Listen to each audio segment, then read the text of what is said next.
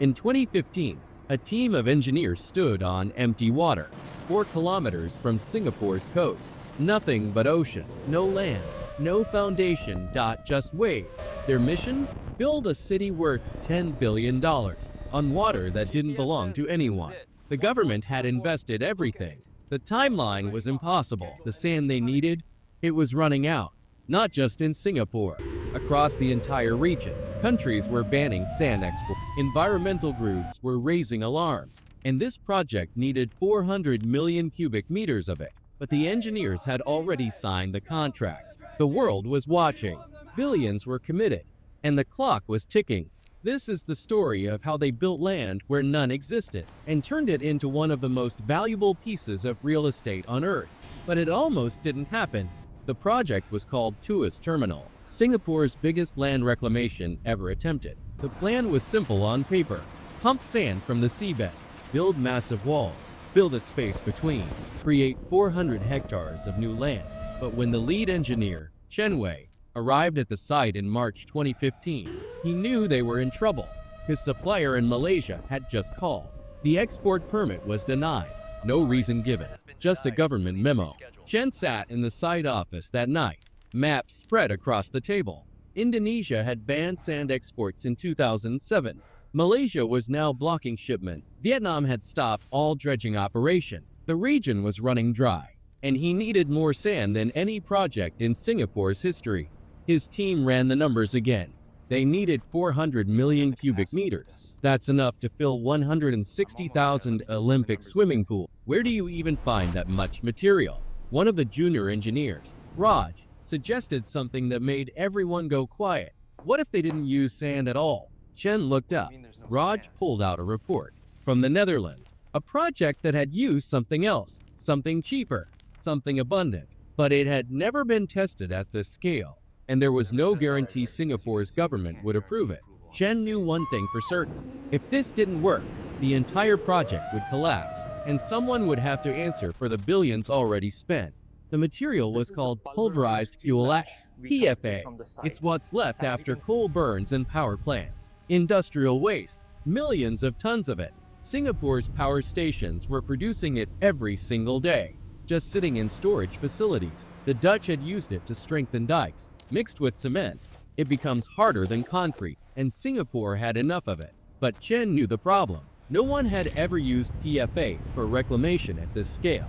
Not in tropical waters. Not with the constant wave action they faced here. He called his contact at the Building and Construction Authority, a man named David Lim, senior structural engineer, 20 years in the ministry. Chen explained the chemistry, the compression tests, the cost savings. David's response was blunt: if this fails, the seabed could destabilize. Everything we build sinks. You're talking about a $10 billion mistake. But there was something else, something David didn't say on that call. Chen found out 2 days later, through a contractor who worked with the Maritime Port Authority. There was already a test site, a small reclamation project done in 2013, off Jurong Island. They'd used PFA mixed with marine clay. The project was never publicized, and according to the contractor, there had been a problem. 16 months after completion, sections of the reclaimed land had started sinking. Not much, just 5 centimeters, but enough to raise questions. Chen pulled the report. It was marked internal use only. The conclusion was buried on page 47. Further monitoring required. That was 3 years ago, and no one had monitored anything since. Chen drove to Jurong Island himself, early morning, before the work crews arrived. He needed to see the test site with his own eyes. The reclaimed section was small, maybe 2 hectares, used for equipment storage now. Shipping containers stacked in neat rows. Chen walked the perimeter, pulled out a laser level, started measuring. The ground wasn't just uneven, it was still moving. The western edge had dropped another 3 centimeters since the last measurement. Not the government facility. He needed results no one could bury. The lab report came back in 5 days. The PFA mixture had a problem. In saltwater conditions, with constant pressure, the bonds between particles were weakening, not collapsing, just slowly deforming. Over decades, it would stabilize, but for the first 10 years, unpredictable settlement patterns. Chen sat in his car outside the lab, reading the report again. His project was already 18 months behind schedule. Contractors were lined up. Equipment was ordered. The Prime Minister had announced Tua's terminal in a national address, and now he had proof the foundation method could fail. He called David Lim again. "We need to meet, not at your office." They met at a coffee shop in Tanjong Pagar. David read the report. His face didn't change, but his hands gripped the pages tighter. "You know what happens if you show this to the steering committee?" David said quietly. "They'll cancel the project." Chen nodded. Or, David continued, "We find a way to make it work." He slid another document across the table. A proposal from a team in Jawan. They'd been studying foundation reinforcement in reclaimed land for 15 years, but their method had never been tested in open ocean, and it required something Singapore didn't have time.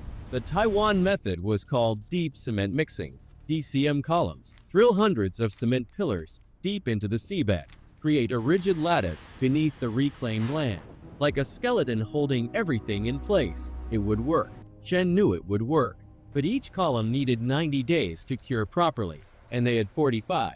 The Minister of Trade was scheduled to visit the site in 6 weeks. Ceremonial groundbreaking, international press, investors from 3 countries. If the foundation wasn't ready, questions would start, audits would follow, and someone would find the Jurong Island report. Chen made the decision that night. They'd start the DCM columns immediately, use accelerated curing agents, a chemical additive that cut curing time in half. It was approved for use in Japan, but not tested in Singapore's waters. David made the calls. Within a week, the drill rigs arrived, massive barges with hydraulic towers. The work began in early November 2015, 24 hours a day. The columns went down 60 meters into bedrock. Everything was going according to plan. Until week 3, one of the drilling supervisors, a man named Ahmad, noticed something during a routine check. The cement mixture in the eastern sector was setting differently, faster than it should. Too fast. He pulled samples, sent them to the site lab. The results came back at midnight. The accelerant was reacting with salt water in ways they hadn't predicted. The columns were hardening on the outside, but staying liquid inside. Hollow cores. They looked solid. They'd tested solid on surface scans. Staring at the data, they'd already installed 1,200 columns at $200,000 each, and every single one in the eastern sector was compromised. But the minister's visit was in 3 weeks, and the cameras were already booked. Chen called an emergency meeting, just his core team, 4 engineers, David from BCA. No one else could know. They had 2 options: extract every compromised column and start over.